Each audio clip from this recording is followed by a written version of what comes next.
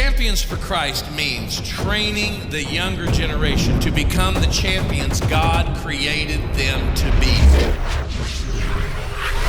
It's time to go higher and stronger with C4C. And you've been challenged not just to be a doer of the word, but champions are outdoers.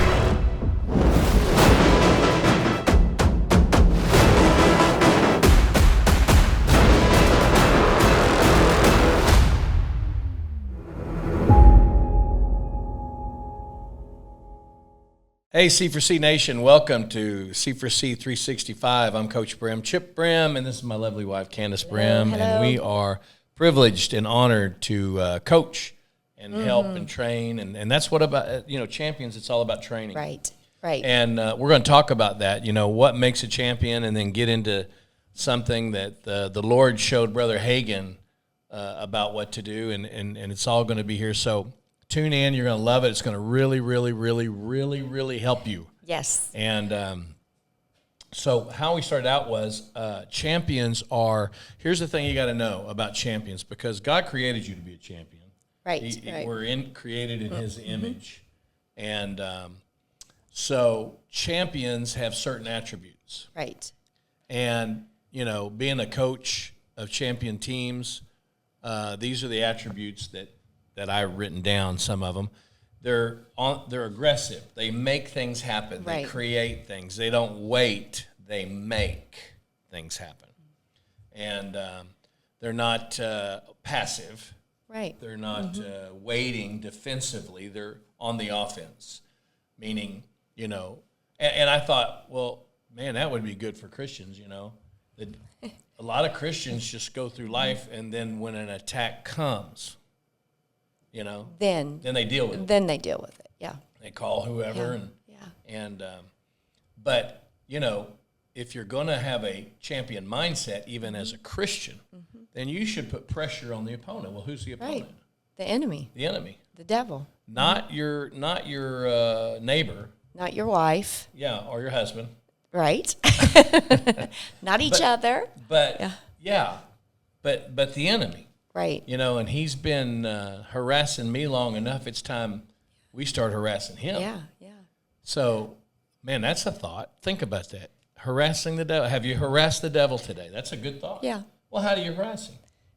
Living life in God. Yeah. Saying the word, quoting the word, walking in love. love. How about pleading the blood? Uh-huh. You think he likes pleading the blood? No. See, no. these are all things that he hates that. Puts pressure on him. If you have some situation right now and somebody is bullying you or somebody's coming against you, and you're walking in love and you're praying for them and you're blessing them, right. that puts pressure on the opponent. But we don't think of it that way. We're thinking of it as just getting through. This is what I'm supposed to do, and I got to get through. No, he hates it. When you bless somebody who's persecuted you, the devil hates that. Right. It's not in his game plan. But every time you do it, don't you feel better? Oh, gosh. Or it's so much see better. Fruit? It's so much better. It's a lot better than the other alternative. Yielding to what the enemy wants you to do. If you yield to that spirit, then you feel worse. I've never felt better after I've been angry with somebody and let them know. No, never felt better. But when I give to the side of God, the Spirit of God, then I feel better.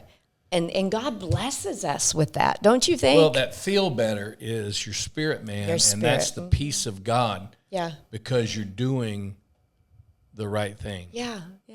And that's the only way to live. So champions are attack. They're on the offense. They make, if it's football, they're throwing the ball down the field. They're not just handing off and punting every time. Let's just not fumble so we can punt. Just get through Nobody the game. does that. Just get through the game. So, or, baseball, you put pressure. So I had a philosophy as a coach, and my philosophy was, I remember one time when I figured this out or thought about this, and I'm sure other coaches have done it too, but I coached baseball, and I thought, how can I put pressure on the opponent?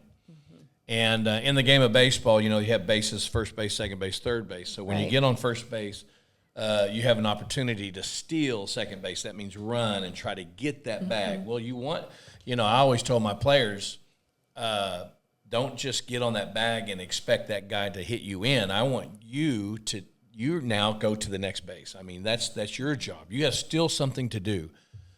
So I remember every time I would go somewhere, I'd have this meeting with them, and I would say, now we're going to put pressure on the opponent. And one way we can do that is to steal a lot of bases or attempt to steal a lot of bases.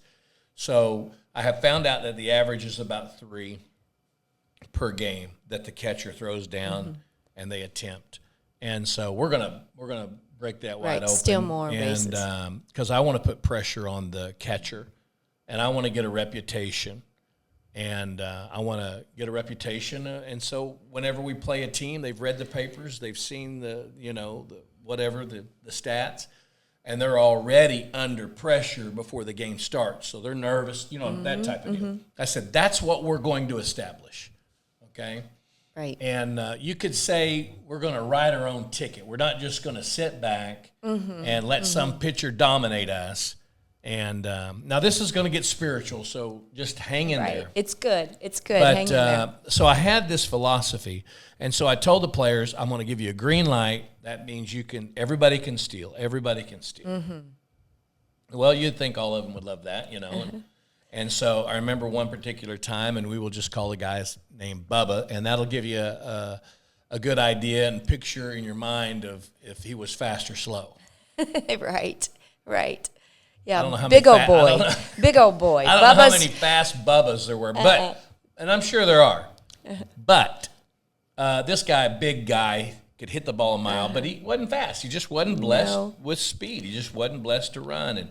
And so he was one of those Bubbas that all his life, was always big, You know what I mean? Yeah. The lineman or the... Yeah. I mean, in Little League, you saw a picture and you might have thought he was a coach. No, that's Bubba.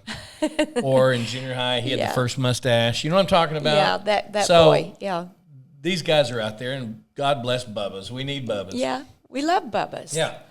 And so he raises his hand, and I'm giving this speech, and I'm going to turn this program around. And he goes, Coach? And I go, yeah. And he goes, you mean I can steal? Now, I thought since then, in his mind, great moment. A gate had just opened. A great moment. Possibilities. Because all up until then, because of things that, his size or his weight or his slow speed, people had wrote his ticket. Right. Told him what he could do and couldn't do. You can't run. You swing away, hit, but don't run. Yeah. And so for the first time in his life, he's hearing, I can steal. Right. And he said, you mean me? I can? And I said, yeah, Bubba, yeah. Because it doesn't matter how slow or fast. We're going to put pressure on him, and that pressure will cause the problems. But we have to put pressure on the opponent. And I really feel that way with Christians. We need to put pressure. Yes. Wake up, applying the blood. Right. Don't just, I hadn't applied the blood lately. Don't just do it when you're on a long trip. Yeah. Man, every day. Take your seat. Man, every taking your seat of authority, that's every putting day. Pressure on the opponent. Every day. It should be your wake up. Every morning you wake up, I'm going to put pressure on the opponent. How do I do that? By pleading the blood, by using the name, by getting in the word, by speaking the word. All of these things set pressure on the opponent. And we sit around and wait for things to happen. If something happens, then we put pressure. Well, that's too late. It's too late if you're waiting. I think most of us do those things to be defensive or to be combative or I don't know what the right word is, but to not, when the attack does come, I'm ready. Or right. I see what you're saying. Instead of you see what I'm saying? Well, instead of attacking. Right. It comes down to really knowing your authority. If you are, I'm going to do this so I won't get attacked, you don't know who you are. Bubba didn't know who he was at that time. Oh, you mean I can run? He didn't know that about himself. He didn't realize that. We as Christians, there's a part of us, we know a little bit of who we are in Christ, but we don't have the big picture of who we are in Christ. If we know who we are in Christ, we're getting up and going, not today, enemy. You're not coming into this household. You're not coming into my family. You're not doing any of that, because we know We have the authority. And that's that place of opposition, defense. If you've enjoyed this message and you've been impacted by it in any way and you would like to partner with us, man, I'm telling you, that's a big deal. That's not just, hey, give us your money. That is join the team. We're doing this, and we're coaching and we're training, and it's going to impact the world, and we want you to be a part of it. And pray about this. Don't just, I want you to really pray about God and being a partner with us. And if that's the case, there's more information at www.championsforchrist.org. That's champions with an S. Champions with a number 4, Christ.org. We love you guys, and thanks for tuning in.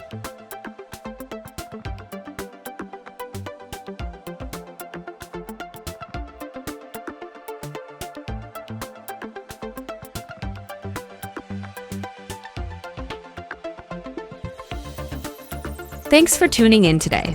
If you're ever in the Collinsville, Oklahoma area, we'd love to invite you to join us at a glorious church fellowship, pastored by Chip and Candace Brim. Our heart is to train up champions in this generation, strong in faith, equipped for life, and ready to impact the world. We would love to meet you in person. Come be part of what God is doing at a glorious church fellowship.